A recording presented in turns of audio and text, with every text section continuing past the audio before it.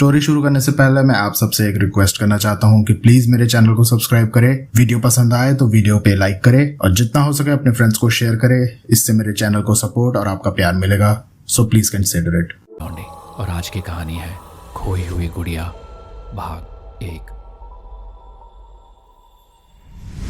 आज की कहानी में मैं आपको ले चलता हूं राजस्थान के रेगिस्तानी इलाके में, जहां सूरज की चिलचिलाती धूप रेत के टीलों को जलाती है और रातें सन्नाटे से दम घोटती हैं।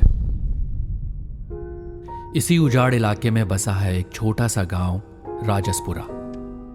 वहां एक पुरानी हवेली में रहती है मीना, एक जिज्ञासु और शरारती लड़की।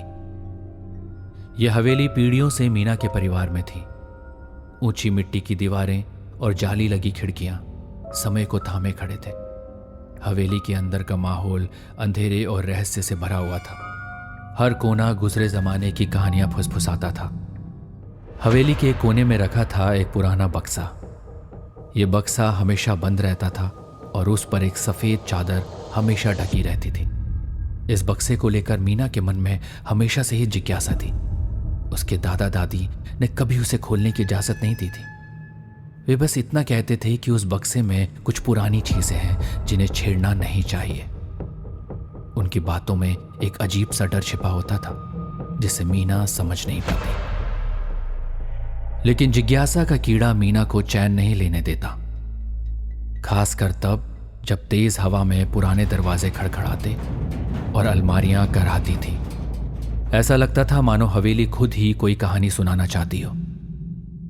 एक दिन जब उसके दादा दादी खेतों में काम करने गए थे, मीना ने मौका देखकर बक्से को खोलने का फैसला लिया। वो बिस्तर पर चढ़ी और धीरे से चादर को हटाया। बक्से का पीतल का ताला काफी पुराना था, जंग लगा हुआ। एक पल को मीना को हिचकिचाहट हुई, लेकिन खोलने की जिज्ञासा भी थी। किसी तरह उसने ताला खोला। बक्से का ढक्कन धीरे से खुला। उसके अंदर रखी थी एक पुरानी सी गुड़िया। मीना की सांसें थम गईं। गुड़िया काफी खूबसूरत थी। उसके लंबे काले बाल थे, नीली आंखें और पहने हुए था एक लाल रंग का घाघरा। लेकिन सबसे खास बात थी गुड़िया की आंखें। वे असली आंखों की तरह चमक रही थी, मानो गुड़िया जिंदा हो। मीना उस गुड़िया को देखते ही मोहित हो गई। एक अजीब सी खुशी उसके दिल में भर गई। उसने सोचा भी नहीं था कि इस बक्से में इतनी प्यारी चीज होगी। उसने उसे उठा लिया और बाहर निकलकर आंगन में खेलने लगी। वो गुड़िया से बातें करती, उसे रेत से बने महल बनाकर देती और सूखे पत्तों से उसके लिए खाना बनाती। गुड़िया मानो सचमुच उसकी सहेली बन गई थी। कुछ दिनों तक मीना को गुड़िया के साथ खेलने में बहुत मजा आता रहा। लेकिन कुछ ही दिनों बाद अजीब सी घटनाएं होने लगी, जिन्हें मीना ने पहले तो नजरअंदाज कर दिया, लेकिन बाद में वे डरावनी सच्चाई का संकेत बनकर सामने आई। पहली घटना एक रात को हुई। मीना सोने के लिए लेटी हुई थी। आमतौर पर हवेली में सन्नाटा रहता था, लेकिन उस रात हवा में एक अजीब सी सरसराहट हो रही थी, मानो कोई कोने में छिपकर कानाफूसी कर रहा हो। मीना ने थोड़ा इधर उधर देखा, लेकिन कुछ भी नजर नहीं आया। उसने सोचा शायद हवा चल रही है और पेड़ों के पत्ते सरसरा रहे हैं। वो फिर से लेट गई और सोने की कोशिश करने लगी। लेकिन कुछ देर बाद उसे लगा कि कोई कमरे में घूम रहा है। उसने आंखें खोली। कमरा अंधेरे में डूबा हुआ था। सिर्फ खिड़की से आती हुई चांदनी की थोड़ी सी रोशनी कमरे में फैली थी। उसने ध्यान से देखा तो उसे लगा कि कमरे के कोने में कुछ हलचल हो रही है। वो सहम गई। उसकी सांसें तेज हो गई। उसने धीरे से अपनी दादी को पुकारा, दादी दादी, लेकिन कोई जवाब नहीं आया। अचानक कोने से एक हल्की सी हंसी सुनाई दी। वो हंसी इतनी अजीब थी कि मीना के रोंगटे खड़े हो गए। वो हंसी किसी बच्ची की हंसी जैसी थी, लेकिन उसमें एक अजीब सी गूंज थी, मानो किसी कब्र से आ रही हो। मीना डर के मारे बिस्तर में सिमट गई। उसने अपने आप को चादर से ढक लिया। वो पूरी रात ऐसे ही लेटी रही, डर के कारण सो भी नहीं पाई।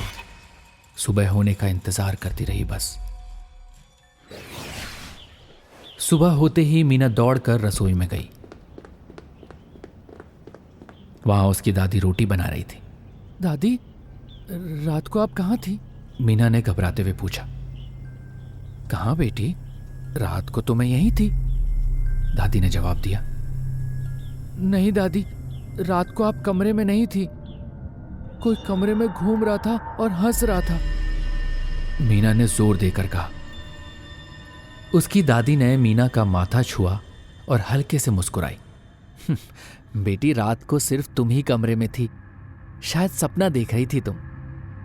मीना अपनी दादी की बातों से सहमत नहीं थी, लेकिन वो उनसे बहस भी नहीं करना चाहती थी। उसी दिन शाम को जब उसके दादा घर वापस आए तो मीना ने उन्हें भी वो सारी घटना बताई, लेकिन उनकी प्रतिक्रिया भी उसकी दादी जैसी ही थी। उन्होंने मीना को समझाया कि वो शायद सपना देख रही थी, लेकिन मीना को पता था कि उसने जो देखा, जो सुना, वो सपना नहीं था।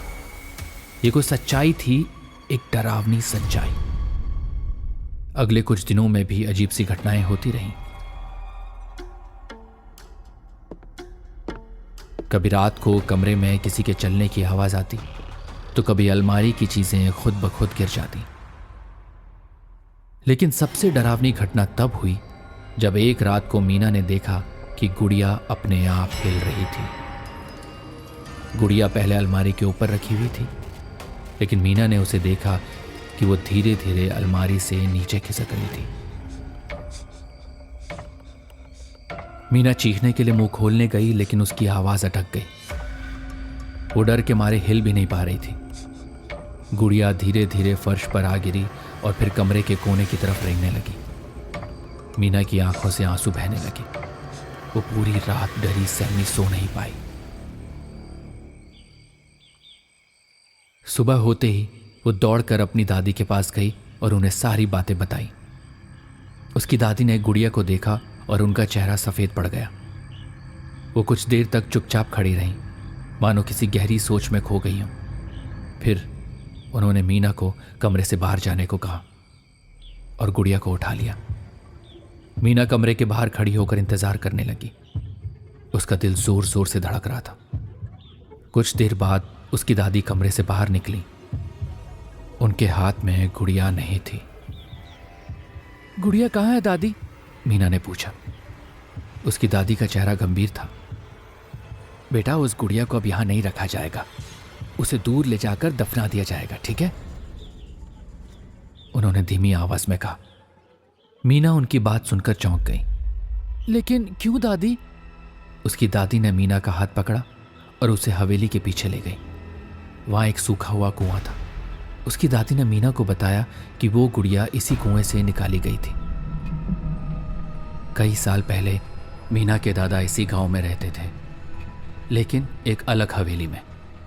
एक रात उन्हें कुएं से एक बच्ची के रोने की आवाज सुनाई दी। उन्होंने कुएं में झांका तो देखा कि एक छोटी सी गुड़िया कुएं में तैर रही है। उन्होंने गुड़िया को कुएं से निकाला और उसे अपने पास रख लिया। उस समय मीना के दादा छोटे थे। वो उस गुड़िया से बहुत प्यार करते थे, लेकिन कुछ ही दिनों बाद अजीब घटनाएं होने लगी। मीना के दादा को अजीब सी बीमारियां होने लगी। घर में हर रात अजीब सी आवाजें आती।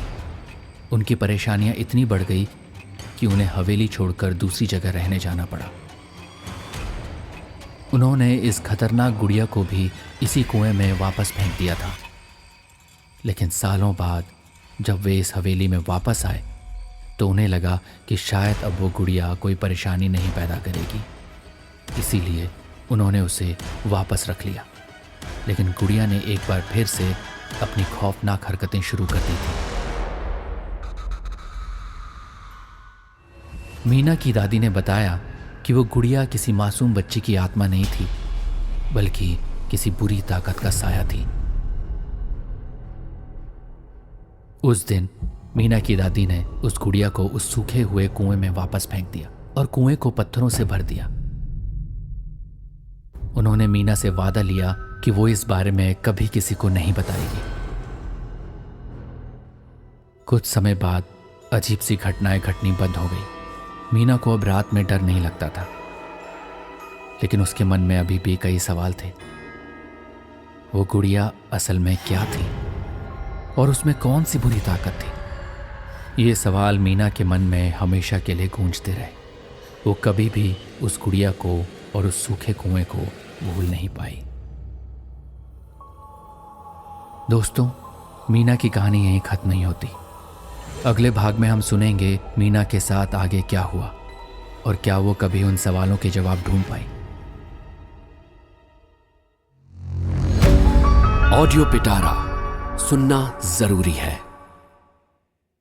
डाउनलोड करें audio Pitara app for more shows and entertainment.